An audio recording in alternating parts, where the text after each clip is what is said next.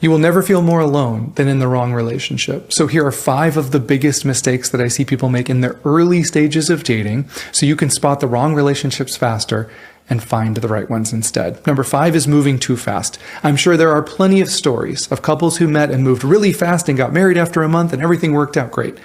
But there are also millions of stories where moving really fast turned into a disaster because they weren't who they were pretending to be. And I'm not here to tell you how to live your life. I'm just reminding you of the truth that you already know, that when you're dating somebody for the first few months, you don't really know them. They are showing you the version of themselves that they want to show you, just like you are. That's what makes dating so tricky. We're all kind of showing up as our best selves for a while, right? I'm not saying you should be super pessimistic. I'm just saying don't put on rose-colored glasses and start overlooking things because of the dopamine and oxytocin that you felt in the beginning. If you've been burned in the past by moving too fast and feeling tricked by someone, you have to take things slow. That doesn't mean you can't show interest. It doesn't mean that you can't be excited or build something with someone. It just means there's no point in rushing things. Because when we rush things, it's usually because we don't want to lose them or we start to get addicted to those euphoric feelings, right? But no one has ever lost the right relationship because they refuse to move too fast. The right person for you doesn't want you to feel rushed into anything, and they will honor and respect your legitimate need to build trust and intimacy slowly. Now, that doesn't mean that I'm giving people a pass who have a habit of never committing to a relationship and are extremely independent and intimacy averse. That's not what we're talking about here. I'm not saying use go slow as a way to drag your feet because you don't want to commit to someone. I'm simply talking about how some of us can be susceptible to being loved bombed by someone toxic or narcissistic. When someone showers me with attention and affection in the early stages of dating, I don't immediately think, well, this is too fast. I think, this must be what love feels like, right? Give me more of this. And that can be dangerous because we end up spending all of our time with them. We no longer see our friends, right? I no longer have a life outside of them. And then once you factor in a sexual component, well, now I feel attached to them. Now I see a future with them, right? Now all I need is them. They're the answer to all my problems. But intensity isn't the same thing as intimacy. Do we know how this person handles conflict? Do we know how they respond when they're stressed? Do they know how we respond when they're upset with us, or vice versa? Do we know whether they can empathize and validate during an argument? Do we know if they can repair after a conflict? Do they know if they want effort to be equal in this relationship? Or are we just hoping those things? Because actual trust and safety is supposed to be built slowly and consistently. And when we move too fast, we try to bypass that. And then when the cracks actually start to show, when the hot and cold behavior starts, when the inconsistency starts, or when the disrespect or neglect begins, and I hope it doesn't, but if it does, and we move too fast, we already feel invested in this relationship. We feel bonded to them. We give them the benefit of the doubt. We chase. We avoid the conflict because we don't want to lose them. When in reality, this is where compatibility actually comes into play. They're showing you who they actually are. And when we've already moved too fast, when we feel bonded to them, we kind of act like we need to make this relationship work. We feel invested, right? When in reality, this is the real relationship, and maybe we shouldn't try to make it work. Because as you know, at the end of the day, it takes 2 people putting in the work to make a relationship work. And you might have 2 completely different ideas on what work is necessary for a relationship to function, but you've never had those conversations. Or you did, but now their words aren't matching their actions, and you're afraid to hold them accountable because you're afraid that might mean the end of the relationship. And that's what has to change. We can be sad about a relationship not working out. We can be bummed. We can grieve. But what we can't do is force ourselves to stay in relationships that simply don't work for us. We have to remember our goals. Dating, at least intentional dating, is looking for someone who matches our values and morals and emotional needs. It's finding someone that we can be honest and vulnerable with. Someone who accepts us for us, someone who we can pour into. And that effort and energy that we're bringing is being reciprocated. That's what we're looking for. And when we move too fast, we lose sight of that. And our emotions are driving the ship. And they aren't always the best captain, right? Taking things slowly doesn't guarantee that the relationship is going to work out. It doesn't guarantee that people still won't try to trick you. It's simply one healthy guardrail of many that protects us and gives us the best chance for success. That brings us to number 4. We can't meet the right person for us if we're not aware of our own needs, wants, and desires. Most people can tell you what they're looking for in a partner from a superficial level. Attractive, funny, good with kids, someone who wants a family one day, someone who has a job. And those are all great, but we still need to ask ourselves, what do we need to feel loved, valued, prioritized, respected, safe in a relationship? Specifically, that's when people usually go silent. Not because you don't have needs, but because maybe you've been focused on meeting other people's needs for so long, you didn't stop to ask yourself what yours were. And it kind of felt selfish to do that, didn't it? But it's not selfish. We all have different levels of emotional and physical needs. You might need affection more than someone else. Is that wrong? No, it just is. You might need consistent communication more than the average person. Once again, right or wrong? Neither. It just is. And we do ourselves a huge disservice when we don't explore and we're not honest with ourselves about our own needs, wants, and desires. And when we don't feel safe to communicate those to our future potential partners. Having needs doesn't make you needy, it makes you human. And if we're remembering what our goal is, to find someone who we feel safe with, find someone who values us, find someone who communicates respectfully and with kindness, even when things get tough during a disagreement, we won't set ourselves up for success if we don't actually understand what those needs look like specifically. Remember, when you don't have a standard for how you want to be treated, someone else will come along and try to create one for you. One of the hardest aspects of dating is understanding our own needs and having compassion for those, and accurately assessing whether or not this new relationship is meeting those needs or not. If not, does communication help, or does it feel like I'm just trying to fit a square peg into a round hole? That brings us to number 3. I think we make a huge mistake in dating, at least I did, when we don't understand our own traumas and triggers. Because the truth is, most of us are bringing some amount of baggage into relationships. That's not something that we should feel shame about. We can still have self-compassion and self-reflection for what we're working on. But if we really dig down, most of us are bringing some amount of fear. Fear of rejection, fear of truly being seen, fear of losing our independence. One of the best things that we can do is simply ask, what are my coping strategies to those fears? What behaviors have I seen in my own relationships that I want to work on? For me, it was my anxious attachment. I realized that when I was in the early stages of dating, I would get very fearful. I would get insecure, I would get jealous, I would need a lot of reassurance. I was afraid of being too much. So I tried to keep connection by overgiving and putting their feelings and needs above my own. I dated emotionally unavailable people, trying to prove my value and worth, and then felt like relationships were just too complicated when they either dumped me because I was too needy, or I just ended up feeling exhausted and miserable, begging for the bare minimum. And for you, it might be different. Maybe you're more avoidant attachment. Maybe you're afraid of people getting too close, expecting too much from you, wanting you to be open and vulnerable, whatever that means.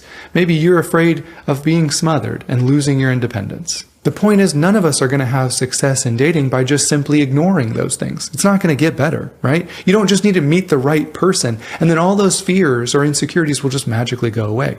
The truth is, you will sabotage every relationship if you don't understand how your traumas and triggers are shaping your experience of love. Carl Jung said, until we make the unconscious conscious, it will direct your life and you'll call it fate. The harsh truth is, even if the right person did show up, you'll miss them or push them away or see them as boring. You won't feel the same spark or butterflies that you feel with those other people, because your nervous system oftentimes attracts what's familiar to you, not necessarily what's good for you. And for some of you, it's familiar to feel like you need to earn love and chronically suppress your own feelings and needs to stay connected to someone. It's familiar to be called names or tolerate inconsistent love. It's familiar to be hyper-independent because the only person you can really rely on is yourself, right?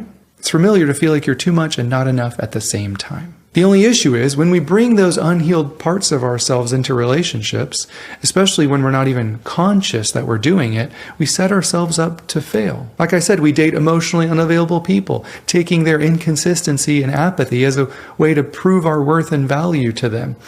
And then when they break our heart, we say, see, relationships just don't work out for me, right? Love's not in the cards for me. Or on the opposite end, you'll see everyone is too needy, too clingy, because they want the basic level of emotional connection and intimacy from you. So when they either break up with you or you them, you'll think, love is just too complicated, right? It all becomes a self-fulfilling prophecy. And I'm certainly not saying you need to be some fully healed version of yourselves before you get into relationships. You just need to know your stuff and be working on it. That's all. Start getting to the root of those behaviors. Start acknowledging them and taking accountability for how they might be hurting someone else or yourself. Even if you don't know what to do different, you can still bring it into the light and say, hey, those behaviors don't align with who I want to show up as in a relationship, and I'm going to figure out what to do different. I'm not going to chase unavailable people anymore, even though I'm afraid of being abandoned or single. I'm not going to push people away who are asking for a deeper connection with me. I'm not going to shut down during conflict anymore. I'm going to learn how to stay present. Or I'm done arguing with self-centered or narcissistic people begging them to treat me right. I realize now it's just not worth it. The goal isn't simply finding the right person, it's becoming the right person. And as we do that, we actually get the clarity that we're looking for on who we actually align with and who meets our needs and respects our boundaries and shares our values and morals. And we're actually not attracted to those emotionally unavailable people anymore. That segues nicely into number 2, confusing chemistry with compatibility. Yes, we're talking about compatibility again because it matters a lot. Chemistry is all about how you feel about this person. Compatibility is whether or not you actually work well together. Chemistry can be strong with someone that you aren't actually compatible with. In fact, some of the biggest butterflies that you're going to feel are probably with the people who aren't good for you. But don't worry, all hope is not lost. We just need to remember that relationships need a lot more than chemistry or butterflies. They need consistency. They need actual trust. They need emotional safety. They need mutual respect and equality and mutual effort.